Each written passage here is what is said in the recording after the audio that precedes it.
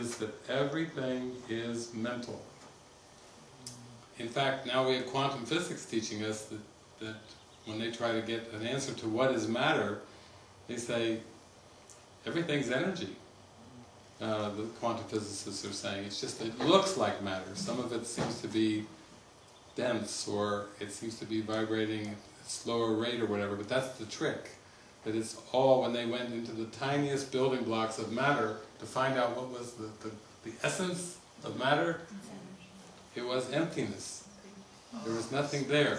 They were really looking for like little, we grew up hearing about molecules, then we heard about atoms. Okay, atoms, yeah, they're the tiny things. First we heard atoms, then we went subatomic particles. Okay, right, we're down to subatomic particles. And then they start to do experiments with the subatomic particles to kind of, they're the building blocks. Let's find out what their properties are and what they're made of and how they behave and, And wherever the experimenter thought that the subatomic particles would be, is where the subatomic particles were. They couldn't get the experimenter out of the experiment with these subatomic particles, which just was showing that there is no objective world apart from consciousness, that it's all consciousness. So let's take the idea of starvation. Starvation is like a form of lack. Even if we say hunger being experienced, like hunger when people say, my belly is empty, I have a pain in my belly because I had no food, that's a psychological experience. We can't really just pawn it off onto the world and say, oh no, that's a physical experience. Jesus even comes and says, all illness is mental illness. What a phenomenal kind of teaching. All illness is mental illness? That's not what we were raised with. There were physical ailments. Cancer is a mental illness? No. Mental retardation, schizophrenia, psychosis, those are mental illnesses. And then we've got a sore toe is not a mental illness, is it, Jesus? Yes. A sore toe is a mental illness.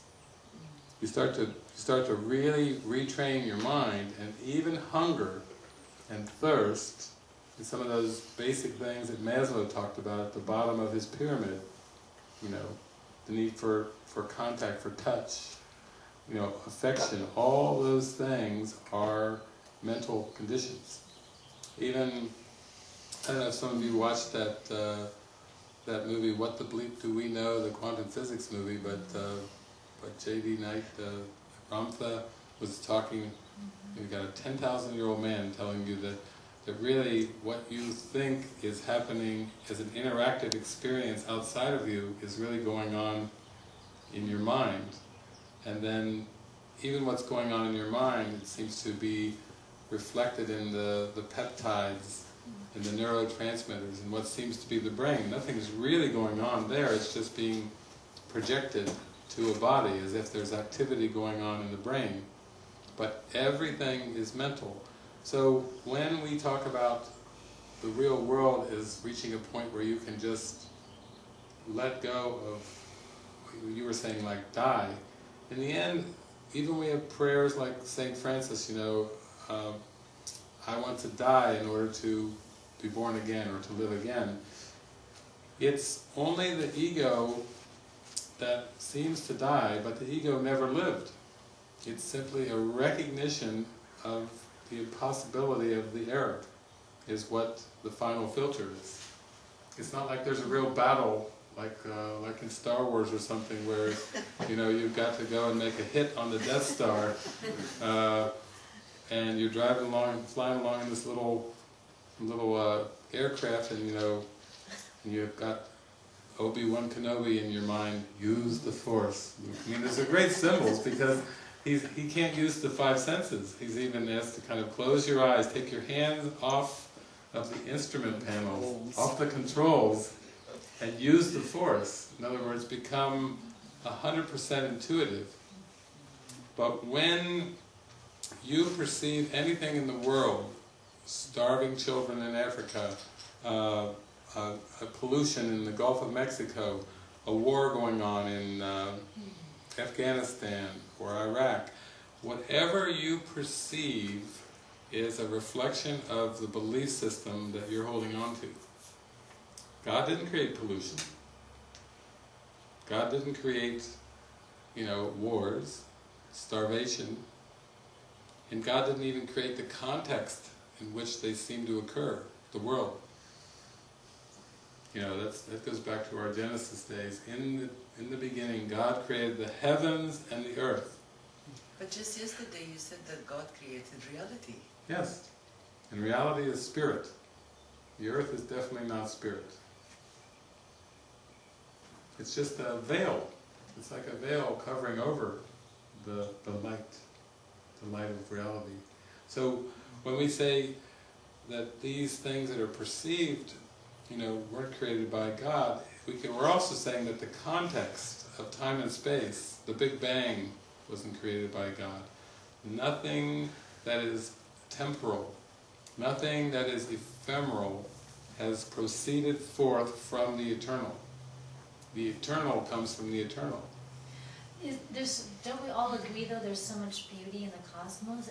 So how could all that beauty come from something that wasn't God?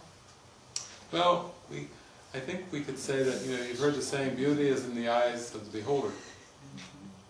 And, some can see beauty in all kinds of things, that's the thing. Well, I would say that this last filter is where the beauty is. Because all the other filters have an opposite. There's beauty, but it has a contrast, it has an opposite.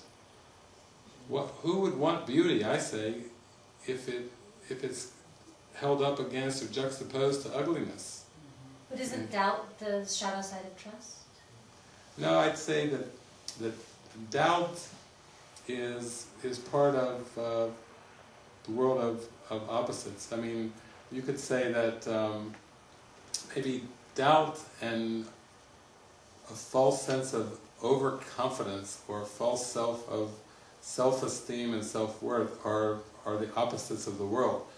You've gone through these things where you kind of can seem to puff yourself up with all kinds of things in this world, but it doesn't really last. It's not really an esteem that's really based in truth. It's a false self-esteem. And doubt, self-doubt and unworthiness and everything, that's the flip side of it. You ever meet these people that you see them on TV and they sit there and they're just brimming with confidence. Brimming with confidence. It doesn't matter if they're doctors, lawyers, or even if they are spiritual teachers that seem to be exuding confidence, brimming with confidence, and you think, wow, that's fantastic, look at that. I remember hearing the story that, I'll bring up Deepak for example. Deepak goes around, he's a happy guy, pretty confident, pretty sure and everything. His family, his wife and children, were actually in the air during 9/11 when it all happened. And Deepak's emotions were not, very, very happy at that moment. It was concern. Concern over loved ones was the emotion. And so that confidence disappeared for a moment or for some time. There was a big question mark. Are they safe? That started to take over in the mind. So that's what we're talking about. When we talk about getting into the miracle, when we talk about loosening from identity, from false self-concepts, the only spot, you might say, in your mind, or the only state of mind that's invulnerable, is this state of pure trust, which is, I call it forgiveness, or atonement. It's the correction.